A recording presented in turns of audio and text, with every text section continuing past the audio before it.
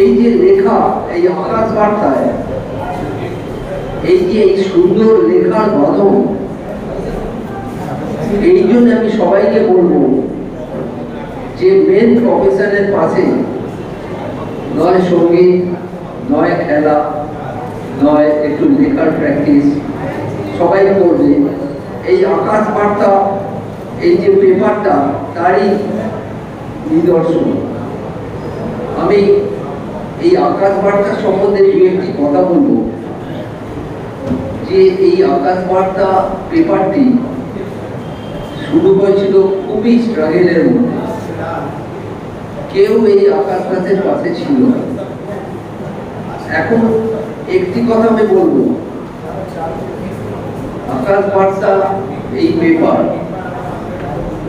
বিভিন্ন দিকে প্রত্যেকটি মানুষের কানে চলে গেছে। আমি গত মাসে দিল্লিতে গেছিলাম, তার 2 মাস আগে সাউথ ইন্ডিয়ায় গেছিলাম। ওখানে জনসাধারণ বাঙালি একাডেমি আছে, ওরা সবাই বলেছে এই আকাশ বার্তা পেপার খুব আমার ভালো লেগেছে। এখানে এসছে হোয়াটসঅ্যাপে, আমি পড়ে মুগ্ধ। আমি আকাশ দাসকে আমার ভালোবাসা জানিয়ে দেবে। এই জন্য আমি আকাশচন্দ্র দাসকে আমি বিচলিত এবং সব গরিব মানুষেরা পাশে আছি। আকাশের সমাজে মিশে দেখেছি ওর দু একটি গুণের কথা। ও ছোটবেলায় যে স্ট্রাগলটা করেছে এটা কিন্তু একটু শিক্ষণীয়। কারণ 3-4 মাসে আগে আমি একবার ওর বাড়ি গেছিলাম। ওর বাড়ি ছিল গুজরাতে। তখন ও যেভাবে মানুষকে ভালোবেসে আদর যত্ন করেছিল, কিন্তু তারপরে যে দুর্ঘটনা ওর জীবনে এসছে, এটা আমি ভীষণভাবে মর্মাহত হয়েছি। ওর বোধহয় ভালো মানুষেরা হাত পাই খায়, কিন্তু তার রেজাল্টটা কিন্তু পরেতে ঘুরে যায়। আমি আকাশের সম্বন্ধে যেভাবে পরিশ্রম করে এর লেখা সংগ্রহ করা, প্রত্যেকটি গরিব মানুষকে ডেকে আনা, এর তুলনা নেই। ওর একটি কাহিনী আমি বলছি। 6 মাস আগে রবীন্দ্র সদনে একটি অনুষ্ঠান ছিল, আমারই একক অনুষ্ঠান, স্বপন সেন নাইট। তখন আকাশচন্দ্র দাস, আমি বলেছিলাম কিছু গেস্ট তুই যদি আনিস। ও 30 থেকে 35 জন দর্শক এনে দিচ্ছিল। এই ঋণ আমি কোনোদিন শোধ করতে পারবো না। আকাশচন্দ্র দাস যেভাবে জীবনে ধাক্কা খেত, ওর পরিবার, ওর ওয়াইফ, মিলিও ওয়াইফ, সন্তান, চিন্তা করা যায় ও একটা জায়গায় 10 বছর, 15 বছর, 20 বছর থাকার পর সেই জায়গা ছেড়ে আবার সোনারপুরের মতো জায়গায় এসে এইভাবে উঠেছি বিনা কারণে। ওর মতন সৎ মানুষ, সবচেয়ে বড় কথা, জীবনে যতই বুদ্ধিমান হও আর যতই শিক্ষিত হও আর যতই পরিশ্রমী হও আর যতই চালাক হও, জীবনে সবচেয়ে বড় দরকার হচ্ছে সততা। এই সততা আকাশচন্দ্র দাসের মধ্যে আমি পেয়েছি এবং সেই জন্যে আমি একটা কনফার্মেশন আমি আকাশকে দিয়ে দিয়েছি। দেখ, সাময়িক তোর হয়তো দুর্যোগ মনে করছি। একটু আগে আমার ভাই বিশ্বজিৎ যেভাবে বলেছি এবং আমিও বলব, সততার কোনো বিকল্প নেই। ঈশ্বর প্রথমে একটু ধাক্কা দেয়, কিন্তু সেই মানুষ পরে অনেক অনেক দূর এগিয়ে যায়।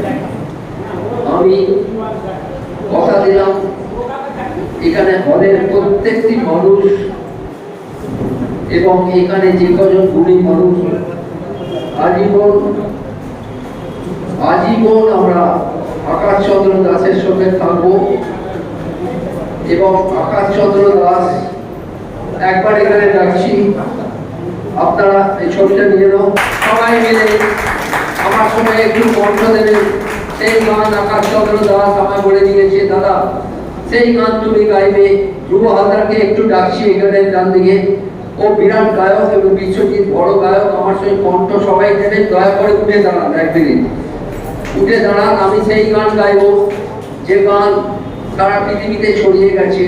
তুমিও গাও, হ্যালো, তুমিও গাও আমার সঙ্গে, এখানে এসো। Ready, one. আগুনের পরস্পরই ছোঁয়া প্রাণে, সবাই কণ্ঠ দেবে। ঈশ্বর আকাশের কে হেল্প করবে, আমি সারা জীবন ওর মৃত্যু দিন অব্দি, আমার মৃত্যু দিন অব্দি ওর পাশে রইলাম। Ready, one two. আগুনের পরশমণি ছোঁয়া প্রাণে, এই জীবন পূর্ণ করো, এই জীবন পূর্ণ করো, এই জীবন পূর্ণ করো, এই জীবন পূর্ণ করো, গাওন দ্বারে। আগুনের পরশমণি ছোঁয়া প্রাণে,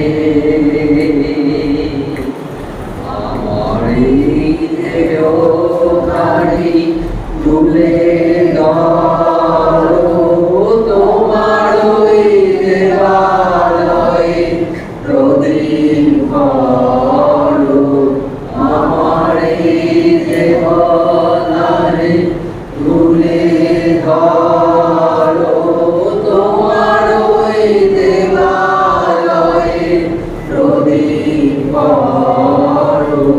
নিশিদিন আলোর শিখা জ্বলুক প্রাণে, নিশিদিন আলোর শিখা জ্বলুক প্রাণে। আগুনের পরশমণি ছোঁয়া প্রাণে, এই জীবন পূর্ণ করো। Very good. এই জীবন পূর্ণ করো, এই জীবন পূর্ণ করো, এই জীবন পূর্ণ করো, গাওন দ্বারে। আগুনের পরশমণি জোরে ছোঁয়া প্রাণে, এই জীবন পূর্ণ করো, এই জীবন পূর্ণ করো, এই জীবন পূর্ণ করো। নমস্কার, নমস্কার, নমস্কার। আকাশকে আমরা কোনদিন ছাড়িনি, কোনদিন ছাড়বো না। আর একবার জোরে হাত তালি আকাশ চন্দ্র দাসের জন্য দিয়ে দেবেন। ওর মতন সব মানুষ আমি জীবনে পাইনি।